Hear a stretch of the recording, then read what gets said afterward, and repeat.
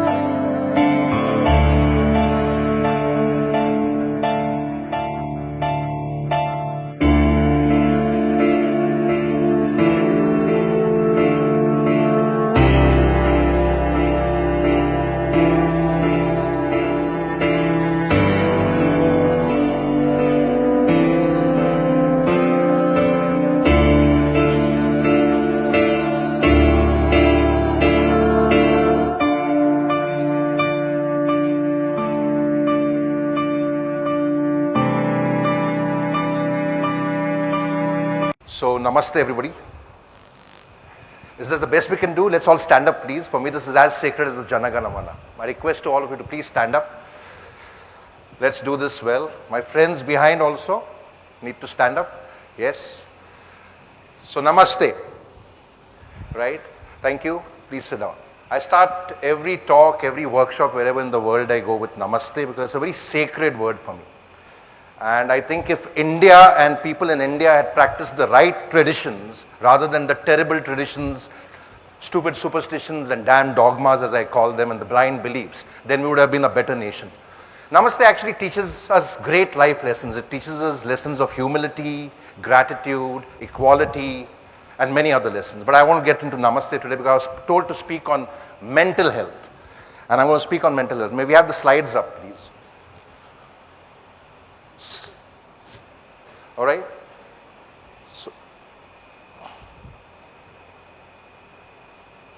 So my topic today is to speak on mental health, specifically mental health for students. But before that, let me ask you a few questions. Did all of you go to school and college? If you did, please stand up again. If all of you have gone to school and college, please stand up. Friends at the back, you're in school or not? All right.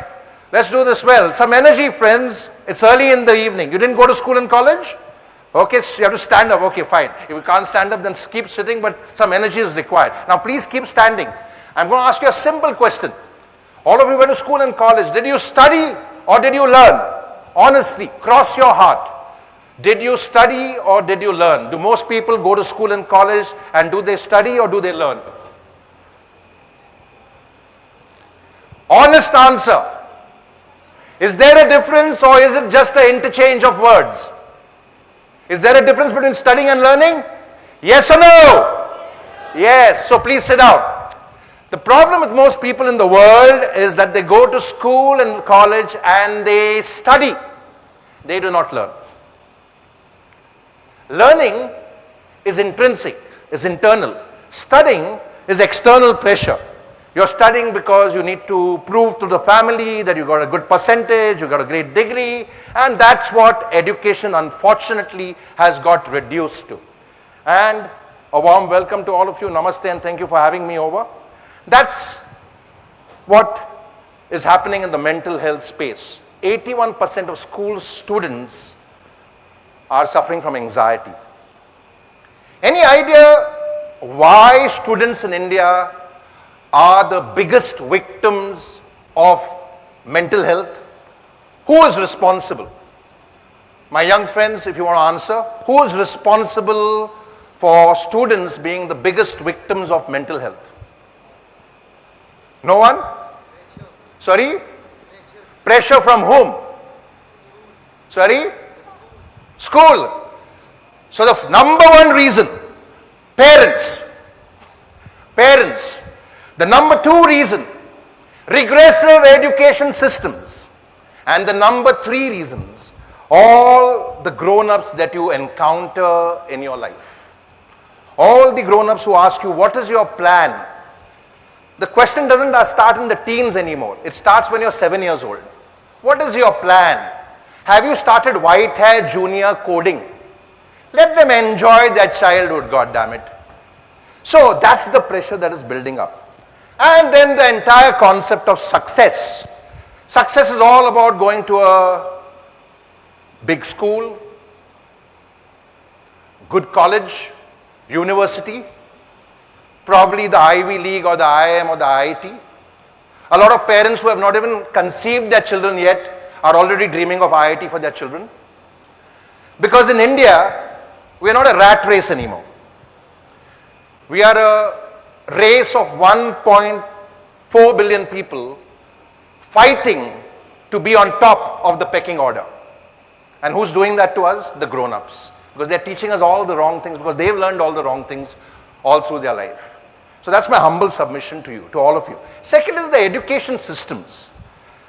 There's a internet influencer whose name is Gary Vee, and he says schools and colleges are redundant. I don't agree. Schools and colleges are not redundant. But the education methodology is, the way we teach is redundant. Because schools and colleges are the temples of wisdom. But rather than teaching them how to learn, we are teaching them just to study and get a percentage. Can you imagine someone getting 100% in literature or philosophy? That's happening in our country today. Students are downloading apps or buying apps like Byju's. Jerry uncle, I have increased my percentage from 65% to 85%, but Jerry uncle, I still don't understand the principles of engineering. Good, wait till you join Google. Right? So somehow we are corrupting our young students, corrupting our children, corrupting our youth to think percentage is everything, without realizing that percentage and a fancy degree, no matter from which institution, is futile and bunkum if you don't do something with yourself. And I'll tell you more about what you need to do with yourself. Because the entire concept of success is salary, job title, a great lifestyle, and a life of luxury. Another big wrong which parents are doing to their children. They are preparing children for a great lifestyle and a life of luxury, but not preparing them for adversity. And that is why many a student are breaking down today. So let me start by telling you a story of a banker who has been my client and also my coachee. I've been coaching him for almost 15 years in different organizations. I won't name him because if I name him, you'll know who he is. He's now the managing director of an investment banking firm. It's a global investment banking firm. And around 2017, I get a call from him. I was in Bangalore and he said, Jerry, I need you to counsel my 16-year-old son. And the first thought that went through my mind is, does he have a drug problem? Does he have a depression problem? I didn't ask him. I said, what is the problem? And he said, you'll have to come down to Bombay. I'll pay you your fees. I'll pay you your airfare, hotel, everything. You need to come and spend some time. I said, but tell me what is the problem? He wouldn't tell. So I said, you don't need to pay me anything. I know your son. He's like my son too. So I'm coming down to Bombay any which way on Monday. So I'll come a day earlier. You can take me out for dinner and tell me what the problem is. We meet at the Taj Land's End, which is in a place called Bandra in Bombay. I went there straight from the airport. We are having dinner. Capitalist that he is, he orders his first single malt. Me, being a man of the masses, I order my first beer. He takes a single malt and discusses all global issues, world problems, what Trump is doing, what Modi is not doing. And we spend an hour like that. And after an hour, I tell him, we were to discuss something about your son. That was the burning issue. We've discussed all the world problems, almost solved burning global issues, but let's get to the main issue. So what is the problem? So he said, okay, let me order another malt. He orders another malt. I order another beer. And then finally, after around 90 minutes of chit-chat, he gets to the main issue. It took him 90 minutes to muster the courage to get to the main issue. And he said, Jerry, I need you to counsel my son. Stupid idiot, he wants to become a bawarchi. Khansama banega. Chef banega. And I looked at him and I think I had a smile on my face. And I said, that's the problem? And he said, yes. I said, you could have told me over the phone, man. For 2 days, I've been anxious that does he have a drug problem, depression problem? And he said, what are you smiling about? I said, no, I'm relieved that that's the only problem. And I said, now I'm trying to figure out who needs the counseling. Your son or you? You need the counseling, my friend, not your son. In India, we don't have dignity of labor, so we are still looking down on a chef's profession. We're still looking at them as a bawarchi. So I had to really burst this guy's bubble. So I said, in the next few minutes, I'm going to completely demolish you.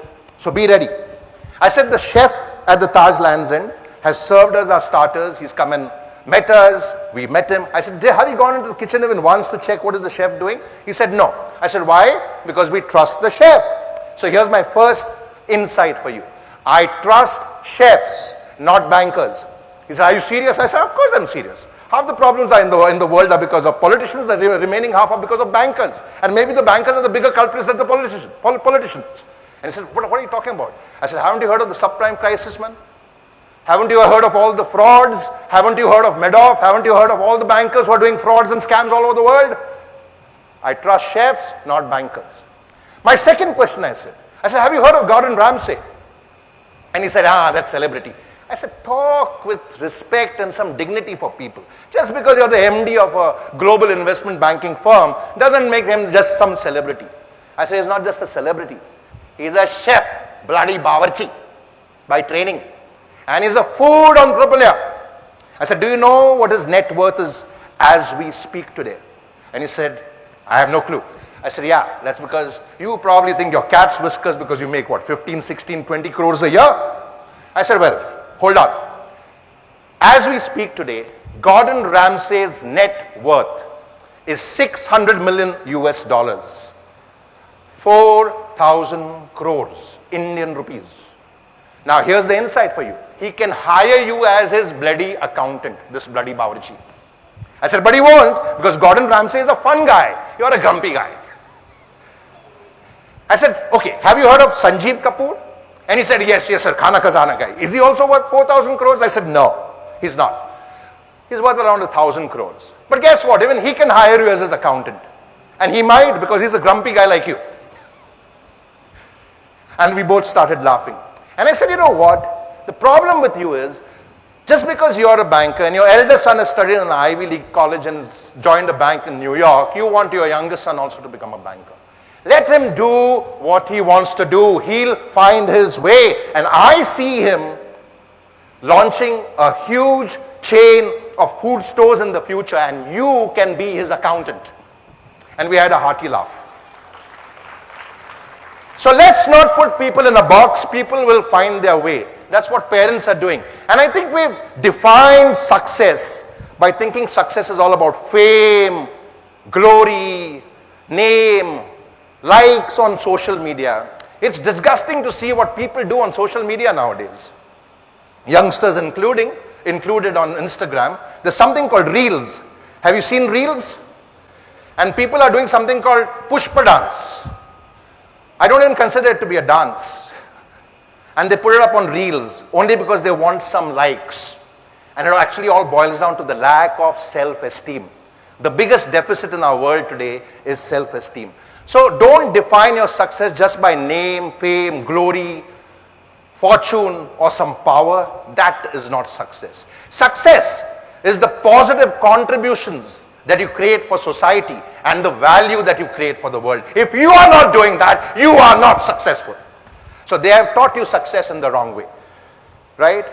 I started working with children, teachers, and parents because I think and feel and know it's easier to build strong children than to repair broken men. I do corporate trainings, I coach leaders in organizations and companies around the world, and I can tell you, this quote by Frederick Douglass holds true. It is truly easier to build stronger children than to repair broken men.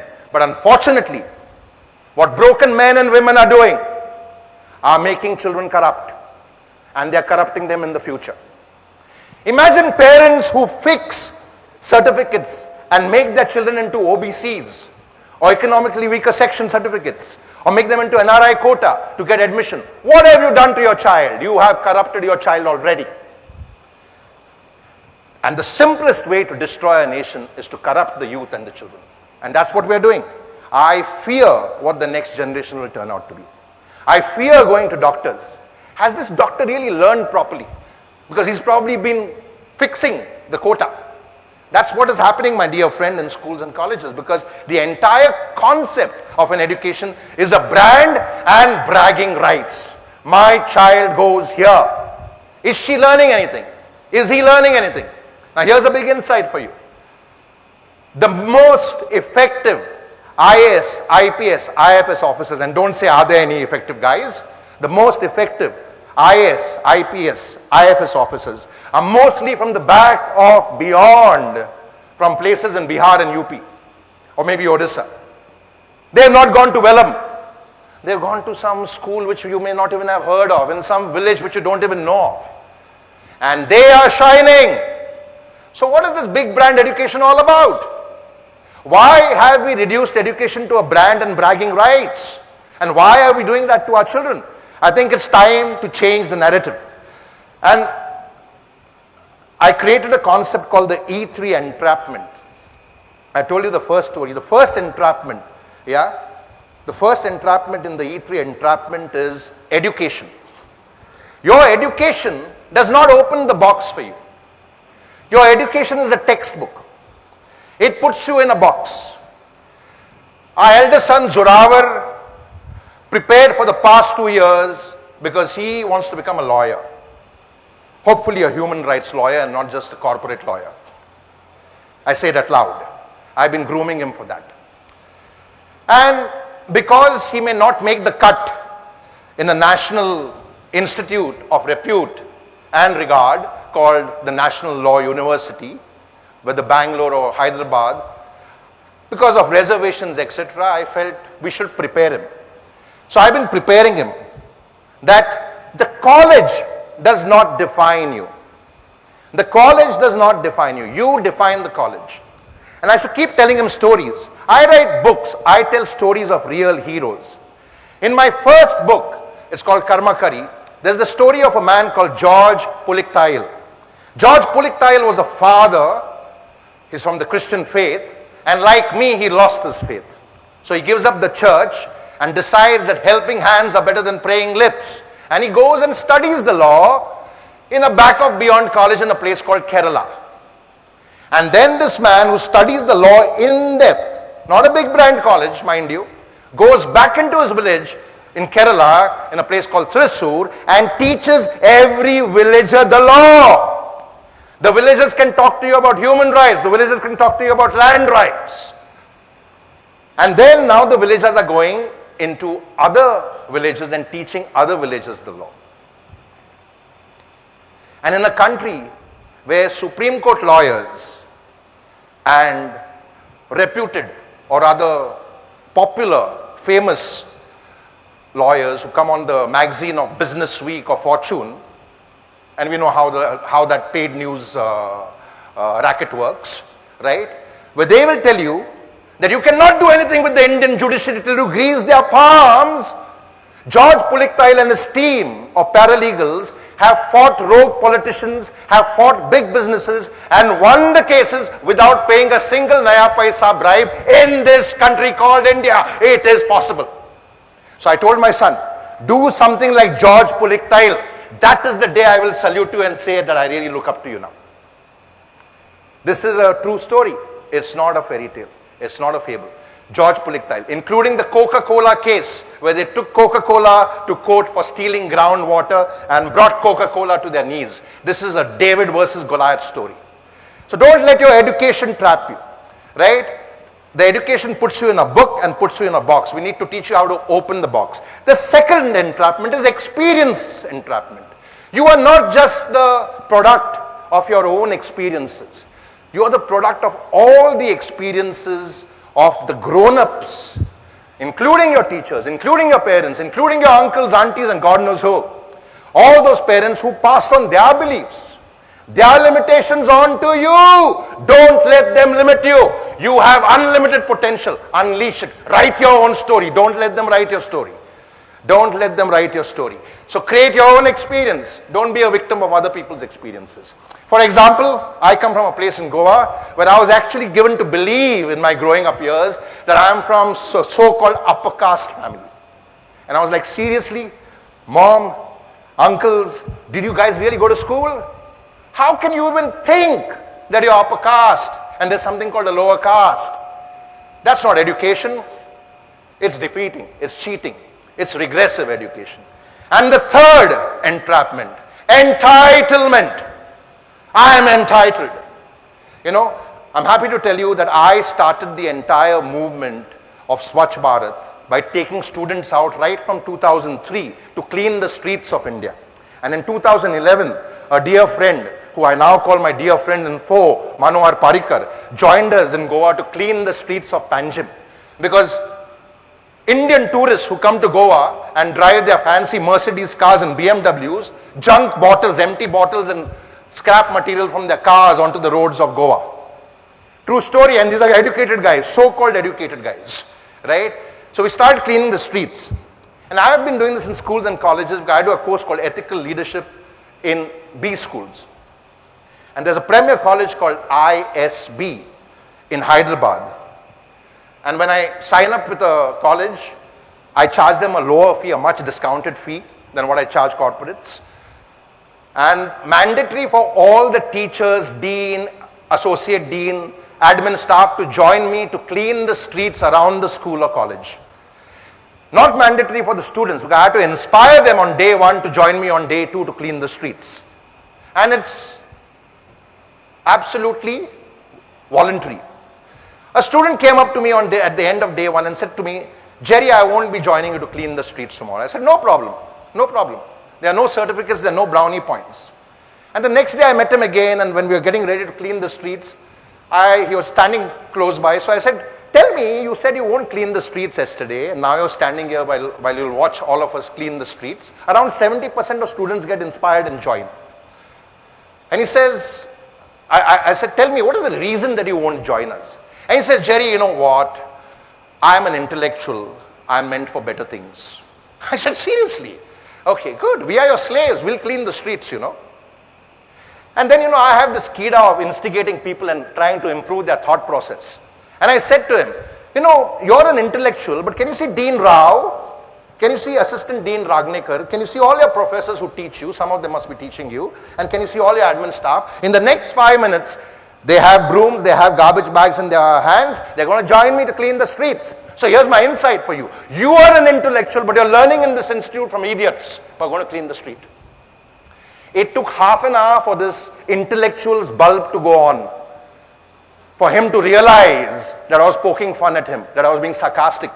And after half an hour, he comes to me and says, I'll join you to clean the street. I said, yeah, join. It's your home. There's no shame in cleaning the streets. There's shame in doing jugaad. There's shame in fixing. There's shame in doing corrupt deals. And that's what you're being taught in this education system today. How to do business not in the right way.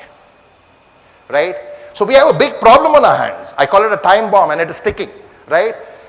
Now, I was told to talk about mental health, and in a lot of places, mental health and emotional health as concepts are used interchangeably, and many people think it's the same. It's not the same, right? Mental health, emotionally healthy people is all about emotional agility. It's about self-awareness, which is missing for a lot of people today, right? And what people don't realize is that it is not your talent, your competence, your percentage, your degree, or your performance at school that is going to take you places and beyond. What is going to take you places and beyond is your character. And unfortunately, that's not being taught at home or in most educational institutions. So with that, we did a small experiment during the lockdown. We took a song called Ke Sera Sera and we tweaked the entire song because we were trying to send a strong message to parents, teachers, education institutions. So I'll request my friend to play the song, please, to play the video. It's like a lot of people keep asking us, why did you change the song? It's such a beautiful song. Well, it's a beautiful song, it's a beautiful melody. I think right from my teenage days, I've never agreed with the song because I find the song very analogous to what is happening in schools, what is being taught in schools and in homes, it's just teaching us to be career mules and consumers, right? And I think it's the lyrics actually kind of tell you exactly where society is headed, because it's futile, frivolous, and fatalistic, like I say. Futile because most of our education systems teach us by rote memory, teach us by rote studying, right? They don't teach us to learn. They're not teaching us essential skills like creative thinking, innovation, right, emotional intelligence, empathy, learning to learn, which are the most essential skills of the future. Resilience, and so on, right? Growth mindset, right? How champions need to compete with themselves and not with others. And that's why I find the education system to be futile, at least the teaching methodology, right? Then frivolous because how does it matter whether you're handsome, rich, Yeah. or pretty? What about being good human beings? What about being better citizens?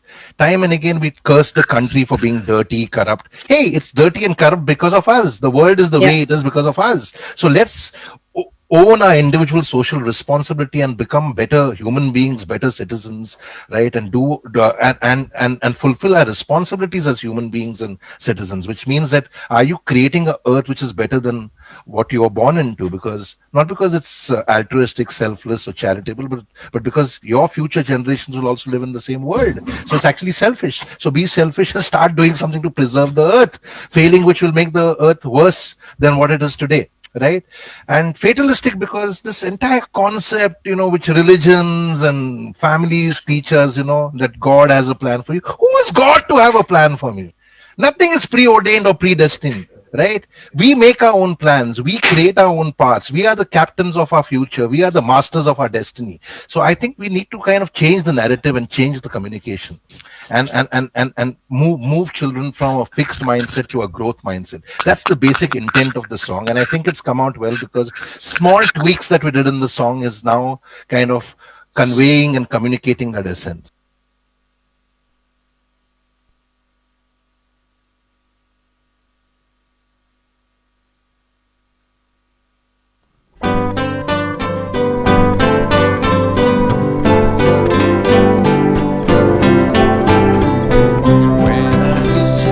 When I was just a little boy, I asked my mother, what will I be?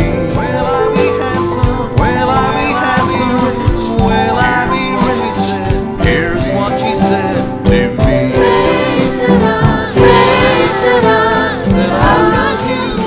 A good human you should be.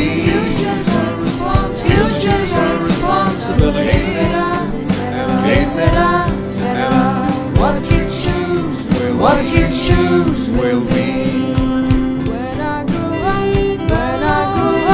there rose the light, my sweetheart, what lies ahead? We have here's what my sweetheart said.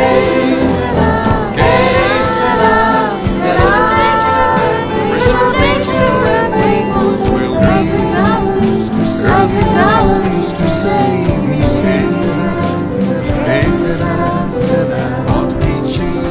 what we choose will be.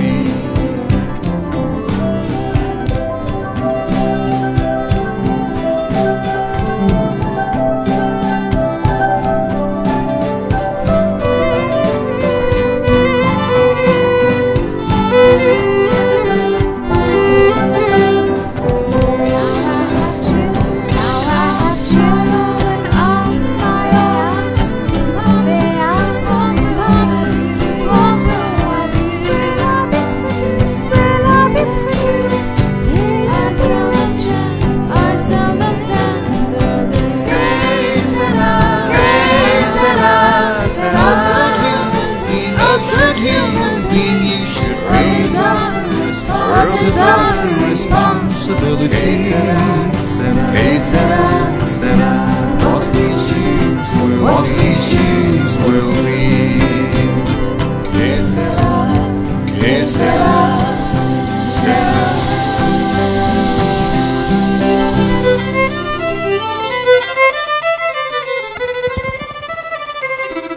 So what we choose will be, because there's no God who's going to save the earth. There are no saints or some Mahatma coming to save the earth. You all in this room are the Mahatmas. And if we are not doing something to preserve nature and save the earth is going to get more broken. It's already very broken. And unfortunately, the grown-ups are not doing much about it. 30 years ago, in 1992, a young girl called Severin Suzuki spoke to the so-called world leaders in the UN, and mind my words, I'm saying so-called world leaders, because they are politicians, not leaders. Because leaders and statesmen think of future generations, not just the next election. Right? But so-called world leaders were told by a girl called Severin Suzuki, who was 12 years old and traveled from Vancouver to Brazil. And she said to them, if you don't know how to fix the world, don't break it anymore, because this world does not belong to you, it belongs to us, the future generations. 30 years later, the world is more broken. Politicians are living in denial. They don't even want to accept that there's a huge crisis awaiting us called climate change. So we really need to kind of rethink this and figure out what is it that we choose to do. Because are we just teaching our children to be career mules who climb the corporate ladder? Conspicuous consumers and confused souls. That's what we're teaching our children to do. We're not teaching them to be caring citizens. We're not teaching them to be conscious human beings. We're not teaching them to be change champions. And therein lies the fault of education at home and in most education systems. Now, these are the most essential skills of the future. The first is self-esteem. There's a self-esteem deficit. And it shows because you'll see a lot of people love taking selfies with some crooked, corrupt celebrity and putting it up on Facebook. Imagine you meet Vijay Mallya at the airport, you take a picture and you say, I was with Vijay Mallya. Fraud hai. Why would you put a picture like that on Facebook? What are you telling the world? Self-esteem is all about self-awareness, self-management, self-respect and self-love. Which means it's validation from within. It's not validation from outside. You don't need the likes on Instagram and Facebook. Be validated. You don't need to put up on your profile, I'm a TEDx speaker and an author, and self-publish your book with your parents' money. That's not publishing. Second, growth mindset, which basically means I do not compete with others. I do not benchmark others. I benchmark myself. Champions and leaders do not compete with others. The third is empathy. The fourth is emotional intelligence, learning to learn because most of us study, and the science of resilience, which keeps us strong in our path. And of course, character-rooted life lessons. I'll take 1 minute more and I'll pack up. That's what growth mindset is all about. Power of mindset and belief. This is your emotional intelligence matrix, which is about self-awareness, self-management, social awareness, and relationship management. And only jobs that require emotional intelligence will be relevant in the future. So here's another big insight for you. Future unready parents are preparing children for the future because they don't know that the skills that they're being taught today won't be relevant in the future. Many professions will be redundant, right? And there are tips on how to, and I'll share this PowerPoint with you. I created this for you. We've created an entire learning process about 5 intelligences, vulnerability, and 21 powers, and how happiness is within you and not in the next big car or in the next big house that you buy or the next big job position that you get, right? This is what we tell in our stories, including Kid Power, which is about kids from very, very underserved communities who are giving back in a huge way to the country and the world, right? And the greatest peril of humankind today is not war, not conflict, it's human apathy. And that's why empathy is again the most essential skill of the future, right? And that's how to measure success now. It's not about your house and cars and what you own and living a life of luxury. It's about how you define yourself, how you create your path, and how you create a life of happiness. Not a life of luxury, but a life of happiness. Thank you so much.